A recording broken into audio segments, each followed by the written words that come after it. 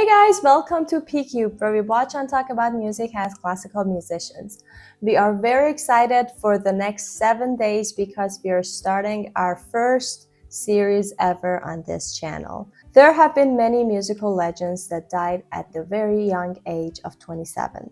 In musical circles, these musicians are affectionately known as the 27 Club. We agreed to feature the 27 Club when we reached 20,000 subscribers, which thanks to you all, we accomplished that. So we want to thank you right now for all your support, for subscribing to our channel. It means a lot to us and we cannot be more excited for what comes next. Many classical musicians also died quite young, like Mozart and Schubert, as did many painters like Van Gogh and Raphael. Artistic geniuses at times battle with mental health issues, addiction, or no longer wanting to live in this world. We have chosen 7 musicians from the 60s to 2010 who all died at 27, hence the 27 Club. We realize others may be in this club, but we decided to choose 7 prominent musicians because 7 is in the title, and also 7 is a very important and sacred number in Persian culture. So make sure you come back for the next 6 days and follow us along in this series. We would be very interested in which 27 Club member you think is the greatest. And if they lived, who would have been the greatest today? Alan Wilson, the lead singer of Canned Heat, was nicknamed Blind Owl because of his terrible eyesight.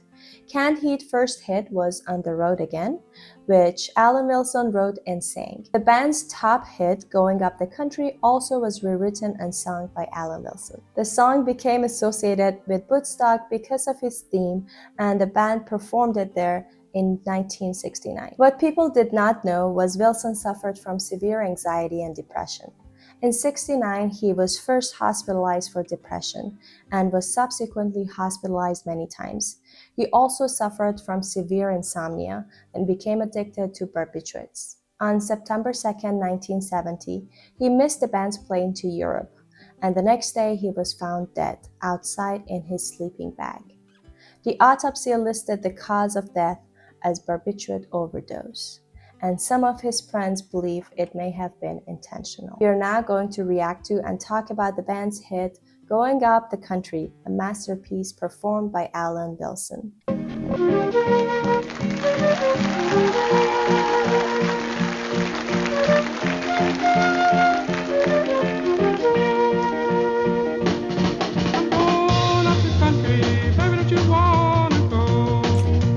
Oh my god, even though we decided to do this, I have to say that some of these songs are gonna be our first reaction. Even though we studied about them and we researched them and we know a little more about the background of the singers and the songs, but it's actually nice that some of these are gonna be first reaction because it's still like fun to like watch them for the first time.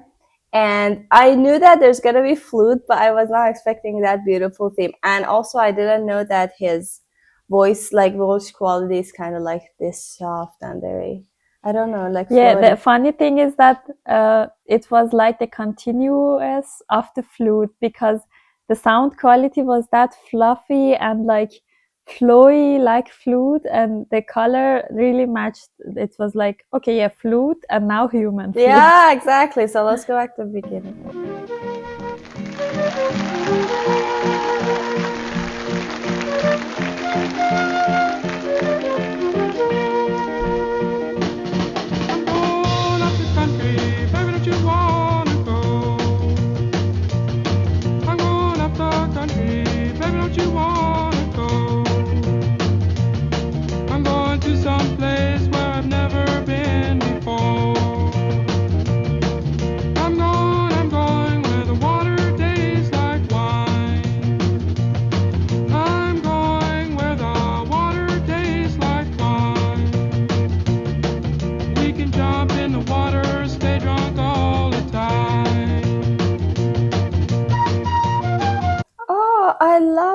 I love his voice. First of all, we talked about that, but also I love that kind of like the tempo is on the faster side. I was expecting a little bit of like a slower tempo before like hearing it, but now I was like, okay, that makes sense. Yeah, funny thing is that not only the color of the sound, the sound quality is like flute, but the phrasings are also matching. Like the flute, the theme that flute has, or the melody that flute plays right now, is like this simple major pastoral, like folk music, and also with with a little like smaller phrasings, or like more moving forward. Mm-hmm. And his singing is also like that, has the same phrasing and the Oh, same that's true. um, tempo, or the same Yeah, vibes I know. also Yeah, I know what you as the mean. flute. Okay, let's go here. I'm gonna go back to.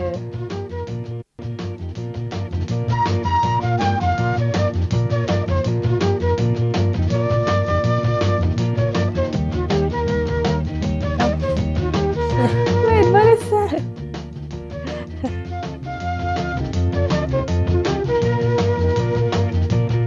I'm gonna leave the city, got to get away.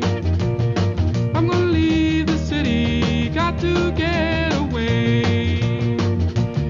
All this fussing and fighting, man, you know I sure can't stay.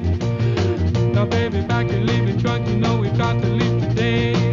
Just exactly where we're going, I cannot say, but we might even leave the USA. 'Cause it's a brand new game I wanna play.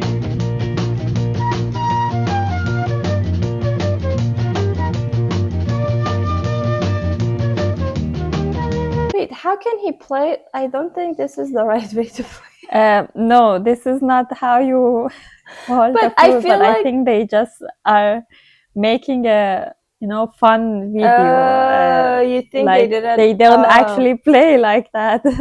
It's just for the music video. And the oh. thing, funny thing is that, exactly as I said, now after the pause that we had, Mm-hmm. the flute started a little longer notes to play, started to play a little longer notes.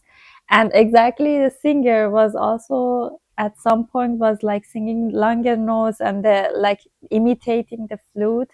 And then Mm-hmm. in the end, he was like matching the rhythm of the rest of the band, like the drums and stuff. And also again come back to the longer notes like the flute. I think it's like what he's doing, the singer, Mm-hmm. is like, okay, I'm imitating the flute Mm. now, and I'm imitating the rest of the band now. It's like something goes in and out between these two, so that we have this both quality of long and then fast, long notes, and then fast and very Mm. playful notes. I was also noticing that I think the melody, first of all, it's like very like bluesy, the harmonies, but also I think there is like a hint of like pentatonic scale going on. Maybe I can look it up later. And I think that's one of the reasons that I don't know. It gives kind of like a folky vibe because they're short, and then the end, and then the harmony progression is also simple. I think all in all, this is just like a package of like that's why it gives like this vibe that going up the country basically. Yeah.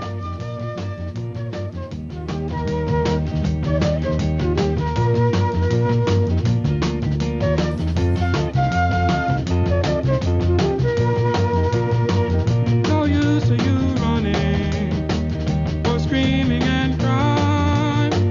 'Cause you've got a home as long as I've got mine.